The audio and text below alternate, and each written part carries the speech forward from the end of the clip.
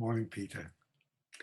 Um, we've spent quite a few weeks and months actually looking at the mammoth 85 years of your life and your life in theatre, basically, starting with your childhood and going up right until now. And during that journey through your life, we've also touched on a whole load of ways in which you work. And the methods that you employ. But now I think we're going to home in on actually specifics. And during the course of these next few talks, I think we will be dealing with very specific ideas. And the first and most obvious and kind of the most famous one is the idea of people playing objectives.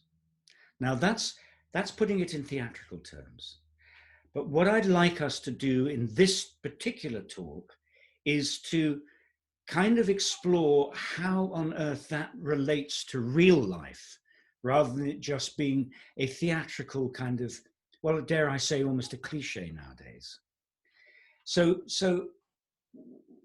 the first thing I want to ask is can we think of other words apart from objectives or objective? Yes, we can think of dozens of words. Yeah. Need, desire, hunger,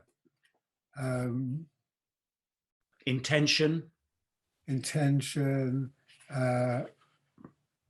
mission, goal, destination, purpose, longing, hunger, drive, stake, task, need, problem, aim, target, desire. Yeah, there's a whole lot. okay. Yeah. But because I think quite often, certainly from my point of view as a young actor, the word objectives sometimes sounded a little bit scary and a bit abstract. Well, the simplest one is, what do you want? Want. And I use that in rehearsals. What do you want? What does your character want in the scene? Okay. Now let's now say, can you come up with a real life situation where somebody has an objective? Yes. All right, I'm going to ask you a question. What do you want that gets you to share a Zoom with me and interview me about my life and works? Now, okay, Mike, is that can we find one objective for the last 4 months or 3 months? Yes, we probably could, and then it'll get into more details, obviously. But overall, what is your need to do this? You didn't just suddenly think, oh, I'll go to the computer and ask Mike about his life and spend hours taping it. There obviously was something you wanted to get out of it. Yes. And in fact, we both of us are enacting desires and wants. Yes, everybody is all the time. But be specific, tell me, what is it you want? Okay. I want to know more about what has driven you to do the work that you have done. And can I say more than that? I want, yes. I want, I mean, that is a want, but there's a sort of hierarchy of wants. Is there a bigger want? Why do you want to know more about the way I work? What is that need? Okay, yes, okay. I think I'm speculating here, but I want to explore these ideas through your life and through the actual techniques that you used, because I found them fascinating. I wasn't able to put them into much practice because I stopped acting by the time, I could have been working with you or whatever. But I also felt very strongly that this is something that would be seen as valuable for other people. Okay, so what is it that you wanted for other people? What's your need? You see, because one could keep exploring this in great depth. You can go deeper and deeper, or you can come more and more to the surface. you know, I'm going to ask you I want to know specifically about objectives. That's a very simple want. I want you to explain to me how you relate objectives to life. Okay, but but that's in the context of doing all these interviews and finding out about me and why I work and how I work and so forth.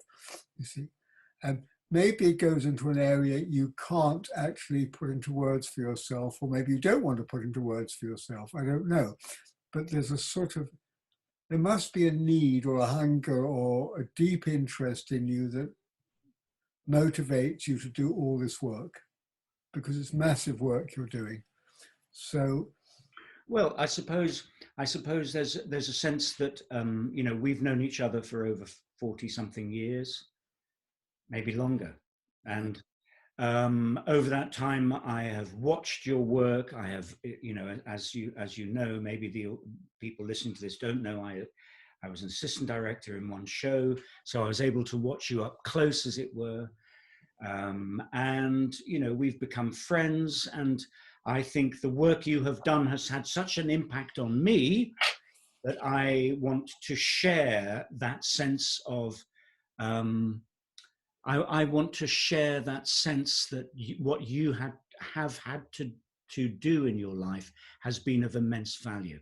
And also I recognize that this has been of immense value to a load of other people. And I go back to this idea that I want people to be able to recognize what it is that you have to offer. okay, all right. Okay, can we go back further? Why do you feel that need to want other people to recognize this?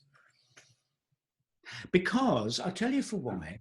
Because in a way, I suppose, and this is really tricky, Mike, and maybe we're going to have to cut this, but because I think you are an unrecognized, not recognized enough. Genius might be too strong a word, but a mover in the last 50, 60 years worth of theatre. And that is my judgment. A judgment sounds a bit of a hard word, but that's my intuition about you. And I think that you have not had enough recognition for what you've done. Well, those are all lovely objectives, aren't they? But can you see there's a huge structure of needs at some level which are driving you to get all the way down to the nitty-gritty of inviting me on Zoom and saying we're going to talk about such and such today now, and asking me questions. Do you see? So going from the small, immediate to the larger ones. Now, okay, so I can try and answer my own question. Why did I agree to do this with you? And it could, well, certainly it's because it certainly makes me feel good about myself. Mm-hmm. It makes me feel wanted and interesting. It flatters my ego, I suppose, at the lowest common, lowest level. I can talk about myself, which is sort of privilege. It also is an opportunity because I want more people to know about my work, I certainly do. And also, another want has popped up while I've been doing this with you, is wanting to understand the pattern of my life more, because certain things have been revealed to me while talking to you, which have become very interesting and even revelatory. And so I want to go on with this in a way of understanding myself, my strengths and my weaknesses and my blocks and my releases and so forth. So I'm finding it it's to find out more about myself as well. I didn't think that was probably what happened to begin with, because presumably I was going to tell you everything I knew. But on the way, I've discovered, certain things that hadn't come to my notice before. So, yeah. So, and also there's another objective, because I feel very close to you and fond of you. We know each other very well, that I'm enjoying just being in conversation with you, very much the way we have very, very long phone conversations, which go on much longer than with most other people because we seem to have rapport for talking about things and we seem to share the same interests, or we connect at some level, which is lovely. So it's very, you know, so I want to satisfy that very agreeable exchange of being in harmony Mm. with another person. You know, so as you can see, there's a lot of wants Mm. all tied up together. And Mike, I mean, you know, because you're kind of, you know, you're probing my wants. There is a sense of history about this. It's it's been this kind of project has been on the cards for almost 10 years, and we've had a number of false starts, have we not? In fact, I think I wasn't there, but I think, you know, we've had interviews with various practitioners that you've worked with. Am I right in thinking that my son's interviewed you and Sean Thomas at some point? And Well, I interviewed her. That's right. There were bits, that's yes, there were things we tried right. to do. So Yeah. we've tried all kinds of different things, and it just happens that we happen to be in a Zoom relationship with each other.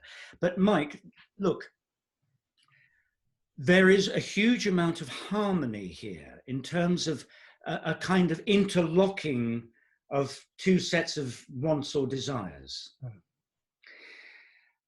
Uh, what happens if you actually really hate being interviewed?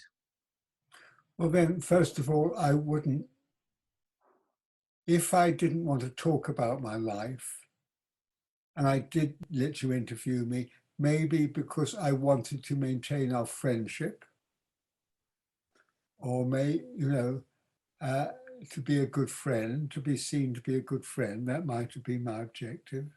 Yeah, possibly the main one. And maybe it was another way of filling these lockdown hours. It could have But been.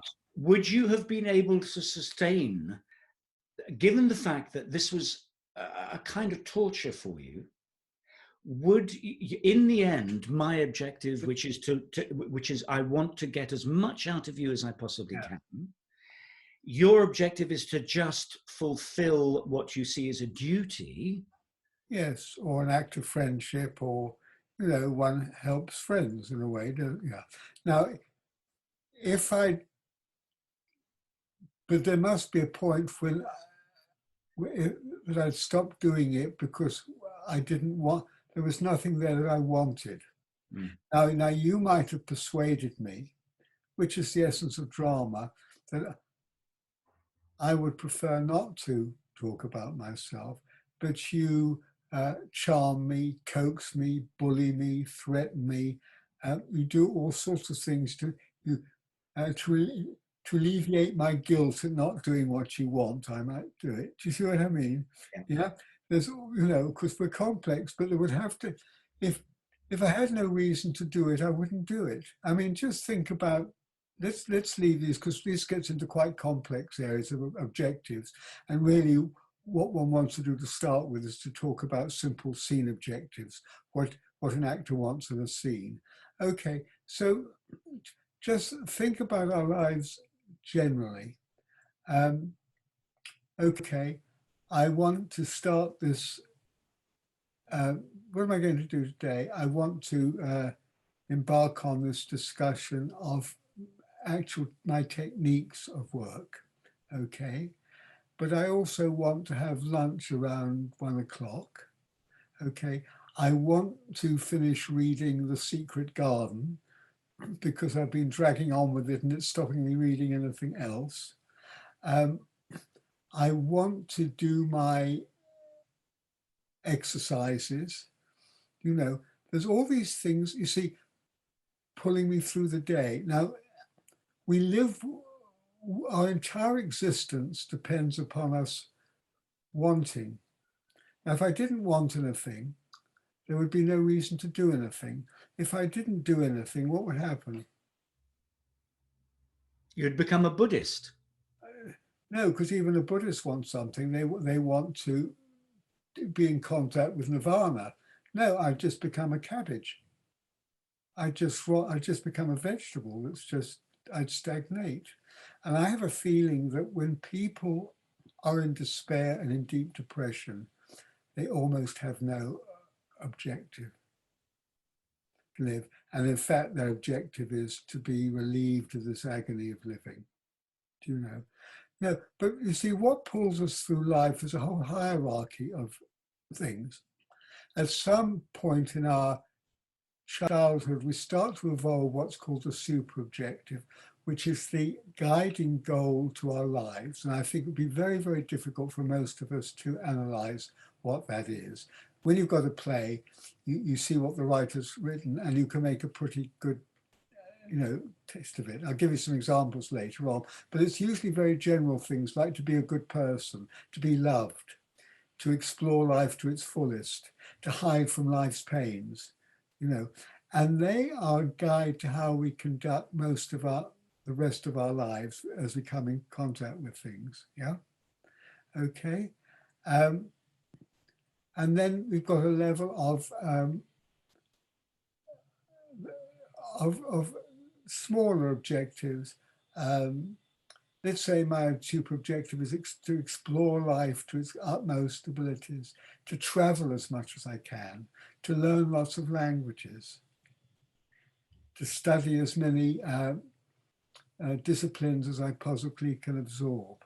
Yes, to get involved, get in action, to participate in big events in life, to join groups and protest movements and political movements, to find out how people work. You see, I would be very active doing all sorts of things that would make me feel that I'm finding out about life and dealing with life and coping with life. Do you see? And then it would get down to smaller things. So I'm involved with this group and therefore I want to find out what they're doing and I want to participate fully. And then I want to observe what it is and analyze for myself how it works and see whether it joins up with other things I've been exploring. I admire a man tremendously, Arthur Koestler, who was a great 20th century person.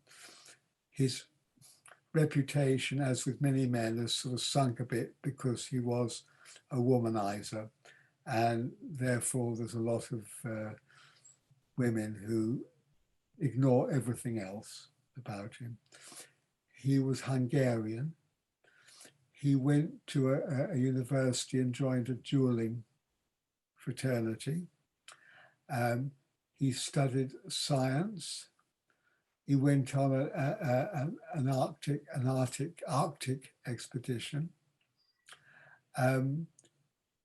He spoke and wrote in several languages, in English, French, and Hungarian, German, I think French, and finally very well in English, wonderfully. He became very politically absorbed. He joined the Communist Party in the 30s. He went to Soviet Russia. He joined little sort of, what you call little secret communes, not communes isn't the right word, but for communism when it wasn't accepted in certain countries, became okay. What you call it? Cabal? What? A No, cabal. it's actually Not a Soviet, yeah. which is the name. Yeah. Yeah, and he became disillusioned. He went to Palestine very early on because he was Jewish, and he became very disillusioned with that. He wrote several novels. He's written a lot of scientific and philosophical books. He got involved in the Spanish Revolution. Civil War, yeah. He was arrested and sentenced to death and wrote about that. He was in a refugee camp during the beginning of the First World War in France, from which he escaped. But he was always involved in life. And I thought it was so impressive. He was questioning and moving and challenging and really getting involved politically, scientifically, in a literary sense. His very famous novel is, what's it, Darkness at Noon. Darkness at Noon, yes, Darkness at Noon. He wrote 3 or 4 others. Wrote one called Thief in the Night, which is about Israel. Yeah, The Age of Longing, which is set in France. And then he wrote a couple of wonderful books. One which influenced me tremendously called The Act of Creation, which he tried to analyze what creation was from 3 points of view, from science, from art, and I think from humor. And he said, when an act is truly creative, it's when 2 facts that have never been put together are put together for the first time. I thought that's wonderful. He wrote a lot of books about scientists. He wrote a book about historically about astronomers called the Sleepwalkers, starting with the Egyptians and working up through Copernicus and so forth. So he covered a lot of areas. Then he wrote another book called The Ghost in the Machine, which, why were we so destructive? Why were we always at war? And there were 2 things. One was that the reptilian part of our brain had not evolved with the rest of us. And that aggression was still there. And his solution was a very sad one, that maybe there'd be a pill that everybody could take to do. The other thing is that individuals are not destructive. It's the powers that take them over that are destructive. It's very interesting. I did a solo show for an actress called Jane Armfield, based on the memoirs of a woman still alive who was a Holocaust survivor. And you told us a lot about this, yeah. Well, and one of the things, she's in her 90s now, but she'd come to shows and after show talks, and she'd say, you cannot blame poor Adolf for the Nazis. It was all the other people that allowed him to do it. And watching Trump now, you can see, why are these people following it? It's only if people are willing. So his feeling about flags and nationhood and big groups is that that can be very destructive. And that's why we never quite, combined with our sort of reptilian brain, with the amygdala, I think. The amygdala, yeah. So, and so his objective, it seems to me, through much of life, was to find out what life was about. Amazingly, I mean, incredible. And I admire that. And do you fancy having a stab at what your super objective Yes, is? I do. I know. I don't know whether I want to talk about it in private, but it's very in public. I could tell you privately, but it's not at all what you would think it was. Okay. It's not to do with art or creativity. Okay, well then we'll leave that. We'll leave it. I mean, it's not so mysterious, but it's actually to avoid. I think it is to live a life that avoids conflict. Well, it's funny that you should say that, because this brings me to the area that I want us to, just for the last section of this talk, to look at, because it seems to me as if most of what we've said so far does not involve conflict. But the Rolling Stones had a song which is, you can't always get what you want. Yes, well, exactly. The point is, it does involve conflict, because if I want something, I've got to get it, and there's no guarantee that I get it. Yeah. Therefore, I have to work very hard and use a lot of tactics, and we'll talk about actions as a separate thing later on, in order to try to get it. And if I can't get it, I'm left in a state of unhappiness and a need. You see, I think it's basically, I have objectives because I'm unfulfilled and I want to be fulfilled. I'm unhappy and I want to be happy. I'm off balance and I want to be on balance. Yeah. I'm disorientated. I want to be. You can phrase any way you want, but in the theatre, certainly the actor should always think, when I have an objective, there's something that I feel is lacking, even if I want a cup of tea. Until I've had that tea, I'm not satisfied. You know, or I've made it and I drink it and have that wonderful moment of, oh, or getting into bed when you're tired and you think, oh God, I can't wait to get to bed. I've got to go through all this. Oh, and then I'm balanced because I've got what I want. The trouble with balance is that it's very undramatic. So practically all plays, the characters do not get what they want. And it's their struggle that makes them interesting and gives us drama. Mm. You know, you see, I want something from you, you want something from me. Let's say I didn't want to do, as you suggest, I would prefer not to do this interview. And you coax me to do it, and and you win and I lose. So I'm feeling, oh, I don't want to do it. So I'm feeling unfulfilled or dissatisfied because I'm doing something I don't want to do, and so forth and so on, you see. And also, I think the thing is that I will recognize after about 3 interviews, I would be recognizing the signals coming from you, and I'd either go, okay, Mike, let's just give up, or I would try and push and push and push. Yes, you could get like, you see, what does Trump do? It's very interesting. Trump refuses to see the signs that he has lost. It's very interesting. Somebody said he's in denial because he's grieving. He's in the first stage of grieving for a loss, his dream of, being the most important person in the world.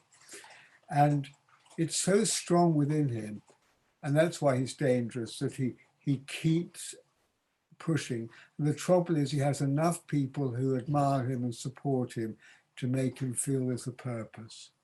If all his followers and voters started to drop away, that might be a very different thing. Do you see what I mean? But basically, the whole point is our needs, our hungers, our drives, our intentions, our wants are what move us through life. That's why we get up in the morning and go through the day trying to succeed in getting what we want. Yeah. And it's a life force. And if we didn't have that, we wouldn't be alive. We'd be dead. Even when we're asleep, what are our dreams? Our dreams are trying to sort out problems for us. Otherwise, why would all these images and things, we're trying to sort out things we don't understand. Mm-hmm. So from the moment we're born until the moment we drop dead, we are in a state of want. And one thing's worth saying there is the want is not always healthy. And no, it doesn't have to be healthy at all. It can be very destructive. There's no value judgment to the want. And you have to be very careful when you're acting and interpreting not to assume that everything your character does or wants is positive. No, it depends on the psychology. No, it's not. It's what the character wants, whether it's appalling or why would I want as a Nazi to carry out instructions to exterminate hundreds and thousands of Jewish people in a camp and treat them terribly. Yeah, okay. Mike, I'm going to say a couple of things and then we're going to bring it to a close. One is that we don't tend to articulate, and this is going to be about our next talk really, but we don't tend to articulate our desires, our wants, our needs, our intentions. We tend to act them out. I want a sip of my water, and in a minute I'm going to get it, and you're going to get a sip of your tea because you want it. So that's going to be an area that I want us to explore, because you're suddenly asking actors to articulate what in real life we don't. But just let me say one more thing. As an experiment, I have actually done. I've spent 2 hours doing the very thing that I'm saying we don't tend to do, which is to consciously articulate what it is that I want in that situation, so that I actually almost voice it, so that I'm aware that those things are going on, even though they're going on for the most part. Well, the point is, they're going on mostly without us having to think about them, because they're just part of us. They're part of needs that have been sort of absorbed into us. And so we don't have to think about them. Now, we could identify a lot of them, but a lot of them we can't identify because they're in the unconscious. So that is difficult. But the actor is a creator, and they have to understand their character. So the wants that are very clear to them, that's not a problem. But the ones which are submerged, and they might be even horrified to discover what they are, there are techniques that I have evolved in which they become absorbed by the actor without being in their heads, as it were, and it becomes quite natural for the actor to play them truthfully in performance. I'll give you an example. In The Three Sisters, the oldest sister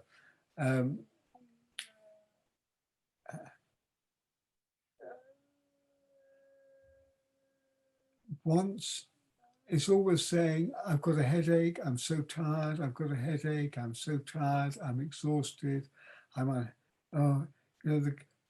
girls at school irritate me, I'm so tired, I've got a headache, I've got a headache. And nobody responds to it.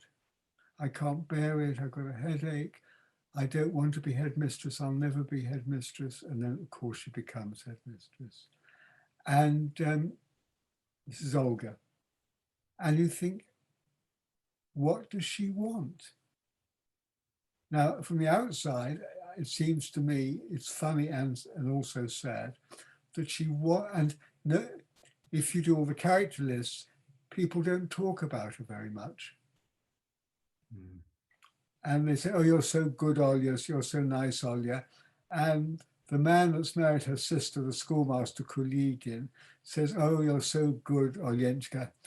If I hadn't married Masha, I'd have married you. And so it sounds as though she's sending out distress signals. I have an identity, acknowledge my existence, care about me, sympathize with me, empathize with me, beyond myself. That's her objective. But I think Olga would be appalled if you kept saying, why do you keep saying you've got a headache? Why? Why do you keep saying you have a headache? You said it 20 times at the end of Act 2. Why? Do you see? So I have to work with the actor in certain ways to get them to experience the sense of loss, of isolation, that life is passing them by, that they're working hard, they're tired, they're sort of supposedly the head of the family, and they fulfill their objectives. She fills her obligation, shall we say, because she's a general's daughter, and she wants to be liked, and she wants to be seen to be a good person as well. And nobody acknowledges it. And she's already 27, and she's not married, and she can see no future. Mm-hmm. And she wants sympathy. She wants people to declare real love for her. Do you see? But if you actually said that to her, she would resist it. I mean, if you go for analysis, or you have a very perceptive friend and they say, your trouble, Peter, is that you're such and such, and you say, how dare you? And then you go home and you think about it and think, oh, fuck, yeah. Because we live with denial, you see. So the objectives, so what you do with the actors basically is you start with the simple things, like I want a cup of tea, and then you build up to the bigger things very slowly. Okay. Well, we've sort of touched on the theatre with your example of Olga. Of Olga. And I think we are going to separate this now, and we're going to move into an analysis of this in the theatre as well. And, we'll do that as a separate talk.